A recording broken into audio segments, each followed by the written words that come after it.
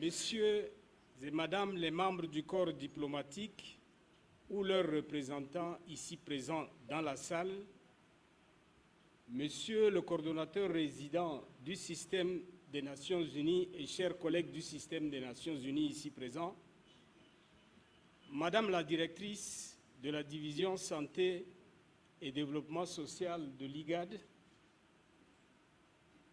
Madame la directrice de l'insertion sociale et réhabilitation représentant le directeur de l'ANPH, Monsieur le secrétaire exécutif de l'ONARS, distingués invités, Mesdames et Messieurs, Assalamu alaikum wa rahmatullahi wa barakatuh.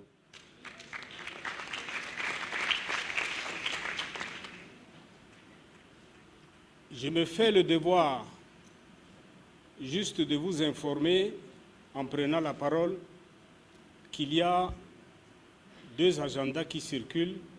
La différence entre les deux, c'est que nous avons quelque part retiré la remise des certificats aux réfugiés handicapés prévus pour cette cérémonie.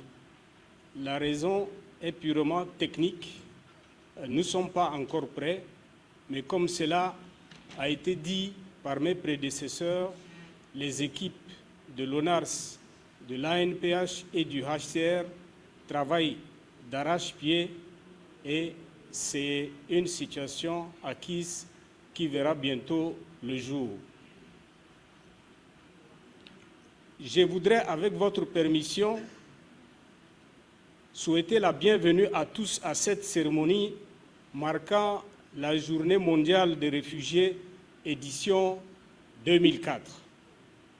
Et je voudrais aussi partager avec vous le thème retenu par le HCR au niveau mondial pour cette journée. Je le lis in extenso. La Journée mondiale du réfugié, édition 2004, est axée sur la solidarité avec les réfugiés et les solutions qui peuvent leur être proposées pour un monde qui accueille les personnes réfugiées. Voici le thème et j'en retiens deux mots principaux. La solidarité et les solutions. Mes prédécesseurs ont largement développé chacun de ces thèmes. Je vais ajouter quelques mots sur ce qui a été dit. S'agissant de la solidarité, les réfugiés, plus que jamais, ont besoin de notre solidarité à ce tournant combien important. Nous pouvons tous faire davantage pour témoigner de notre solidarité avec les réfugiés. Aucun geste n'est trop petit, que ce soit en accueillant un réfugié au sein de notre communauté ou en plaidant en faveur de politiques qui protègent et soutiennent les personnes forcées. Le fait de s'engager à inclure les réfugiés au sein de nos écoles, dans nos lieux de travail, dans le système de santé et au sein de notre communauté est le meilleur moyen de les aider, à reconstruire leur vie. C'est aussi le meilleur moyen de les préparer à rentrer chez eux lorsque les conditions le permettent. Ou encore, les réfugiés peuvent s'épanouir dans leur pays de réinstallation. Les réfugiés aspirent à ce qu'on leur donne leur chance, pas à l'assistanat. Nombre d'entre eux ont des compétences, des qualifications et des idées innovantes. Lorsqu'on leur en donne la possibilité, ils apportent une réelle contribution à la communauté et à l'économie du pays d'accueil.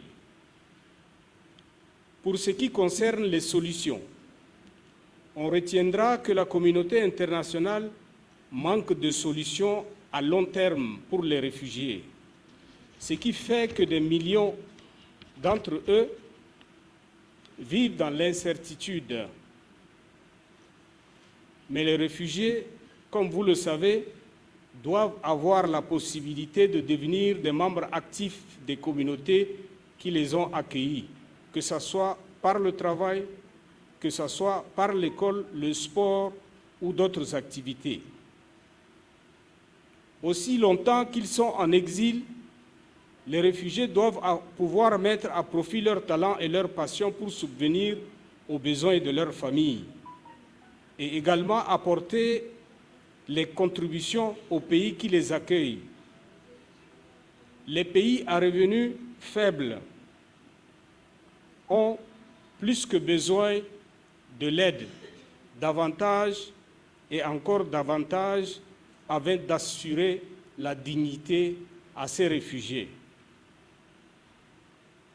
La République de Djibouti est un exemple de solidarité avec les réfugiés car ils sont 31 600 à vivre en symbiose avec les communautés et sont intégrés dans divers aspects de la vie à Ali-Adé, Hol-Hol, Markazi et Djibouti-Ville.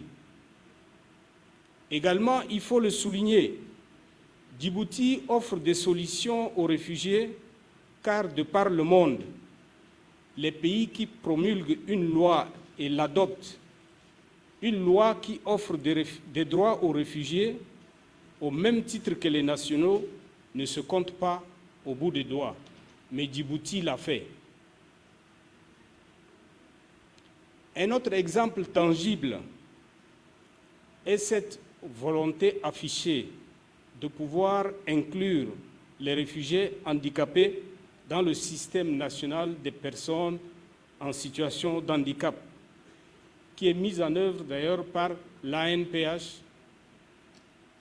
Et cela a été dit, en ce moment, les équipes, en partenariat et collaboration avec l'ANPH, l'ONARS et le HICR, travaillent d'arrache-pied pour qu'environ 565 réfugiés handicapés bénéficient de divers services sociaux au même titre que les nationaux. C'est pour cette raison que vous voyez dans divers banderoles, c'est bien écrit vers l'inclusion des réfugiés handicapés.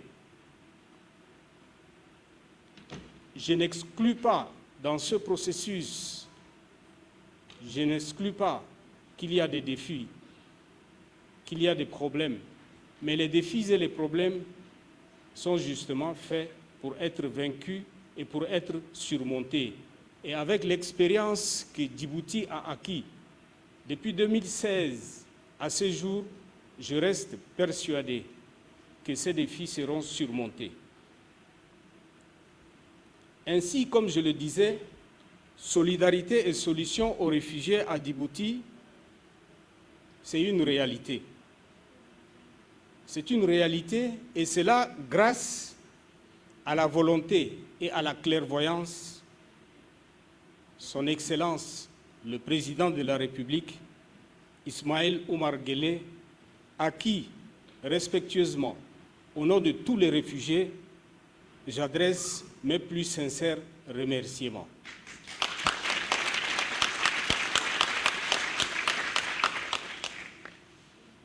À tous les partenaires, à commencer par ONARS et les autres partenaires, ONG internationales, ONG nationales, divers autres partenaires qui œuvrent de jour comme de nuit pour soutenir les réfugiés, et aux membres du gouvernement, au gouvernement tout entier, qui trouvent ici l'expression de notre sincère remerciement pour leur dévouement à la cause des réfugiés. Je vous remercie.